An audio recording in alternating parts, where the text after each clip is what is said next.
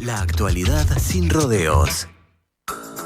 El análisis político en Info24 con el sociólogo Eduardo Botinelli. Transcurre esta mañana de lunes y ahora nos vamos a conversar efectivamente con Eduardo Botinelli.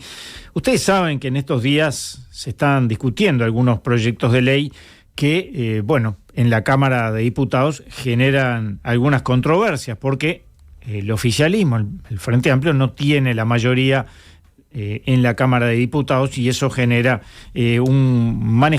diversos manejos políticos. Por allí estaríamos arrancando esta charla. Eduardo, ¿qué tal? Muy buenos días. ¿Qué tal? Buen día, Álvaro, ¿cómo estás? Bueno, sí, efectivamente, cuando pasaron las elecciones del 27 de octubre, incluso, previo al balotaje, quedó configurado el Parlamento, ¿no? Es decir, el Frente Amplio, teniendo una mayoría holgada en el caso del Senado, que le daba, incluso lo conversamos en su momento, era uno de los factores que ayudaba a la candidatura de Dorsey en una segunda vuelta, pero había quedado con minoría en la Cámara de Diputados y de alguna forma despertaba las interrogantes de primero, ¿qué modelo podía llevar adelante o quería llevar adelante el Frente Amplio en caso de ganar la elección nacional? Obviamente, después que gana la elección nacional ya queda totalmente configurada la presidencia de la República, la conformación del Parlamento y el gobierno del Frente Amplio.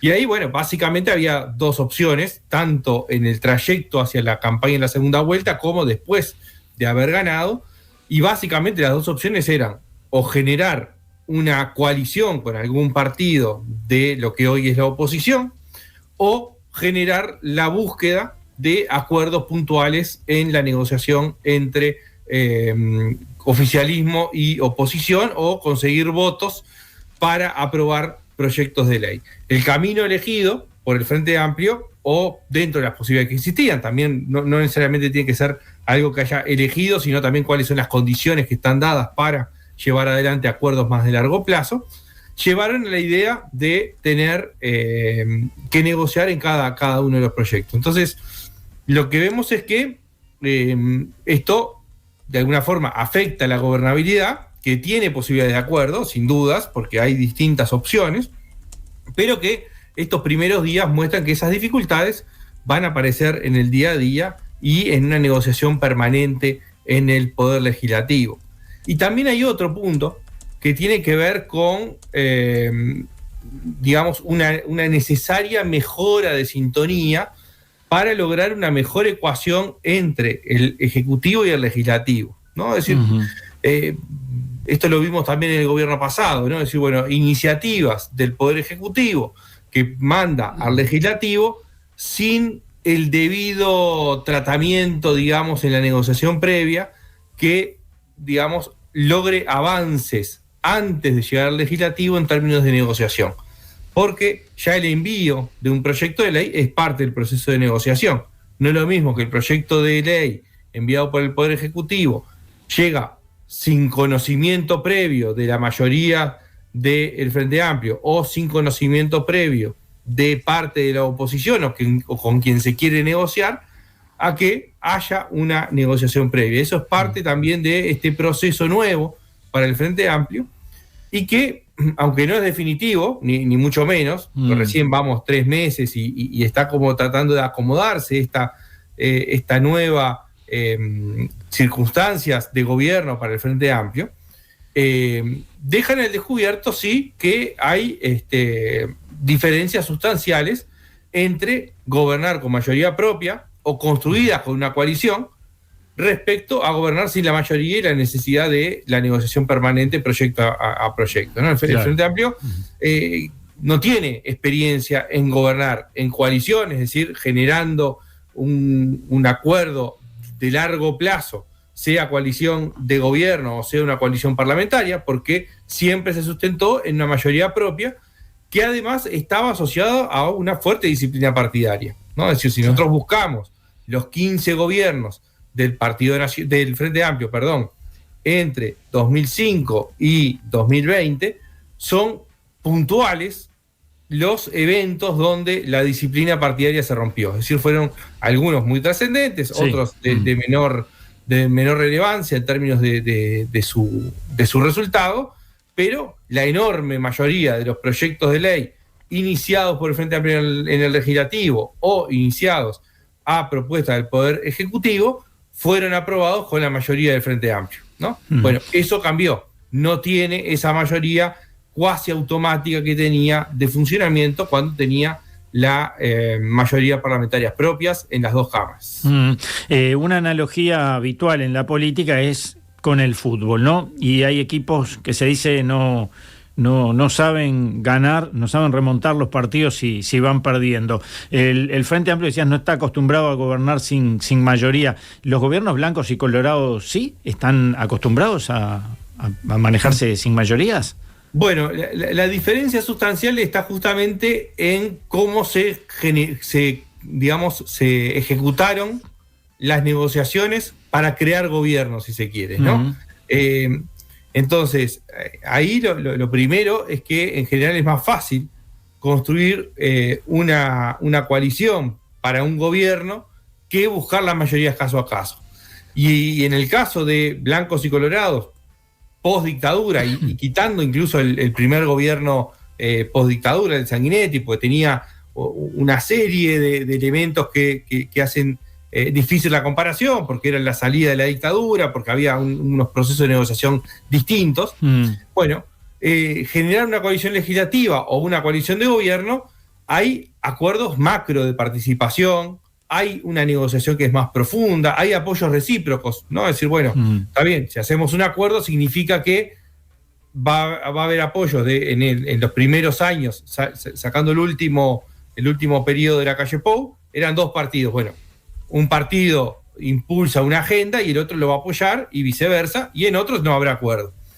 El negociar caso a caso es el camino contrario, es decir, bueno, cada uno de los proyectos se empieza a buscar con quién se negocian esos votos.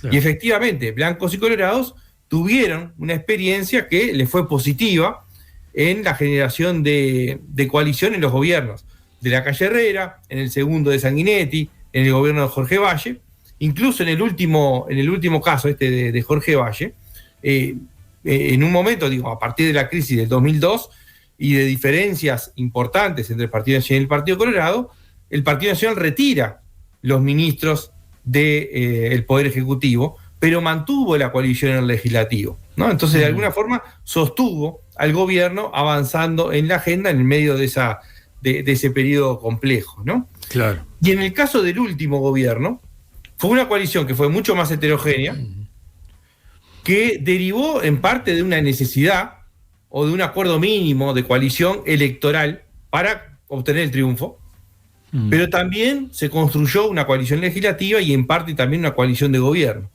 Y básicamente la coalición funcionó por dos grandes factores. El primero, la necesidad de sostener al gobierno ante la oposición, es decir, bueno, se había logrado quebrar una tendencia de 3 gobiernos seguidos del Frente Amplio, se evitó un cuarto gobierno del Frente Amplio para ese sector.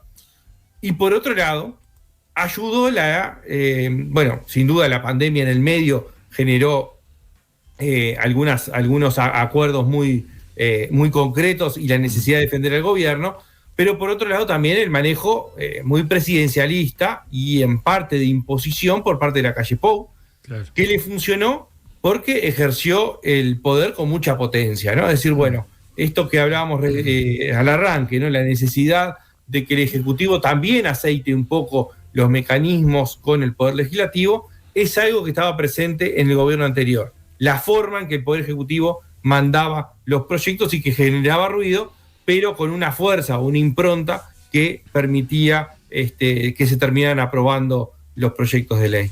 Seguramente más adelante podremos abordar, Eduardo, lo que a todas luces parece bastante probable, y es que lo que hoy es la oposición o esta coalición que gobernó en el periodo pasado se convierta en un partido político para las próximas elecciones. Pero por ahora está este gobierno, se vienen momentos claves, la necesidad de mayorías, es todo un desafío el poder negociar lo cual redundará en beneficio de toda la ciudadanía si eso se logra, y si no, será el perjuicio, ¿no?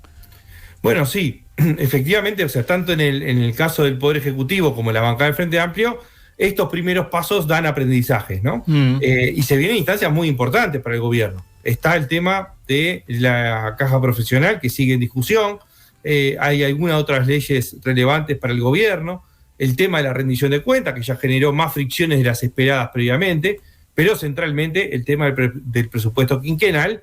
Digamos, estamos a 2 meses y medio de que se presente.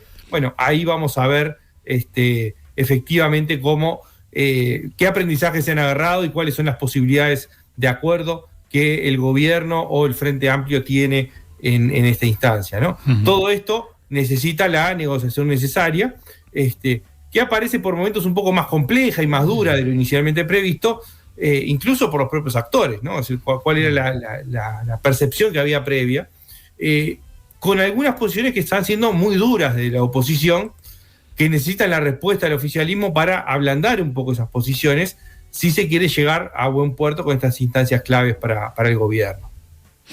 Bueno, Eduardo, muchísimas gracias. Nos reencontramos y seguimos conversando de estos y otros temas. Ahora, en minutos, vamos a estar hablando justamente de algunos de los temas que tú mencionabas con el senador Eduardo Brenta. Así que, bueno, le vamos a dar una continuidad a algunos de estos temas. Muy bien, muchas gracias, Álvaro. Nos reencontramos en 2 semanas. Ahí está. Gracias. Gracias.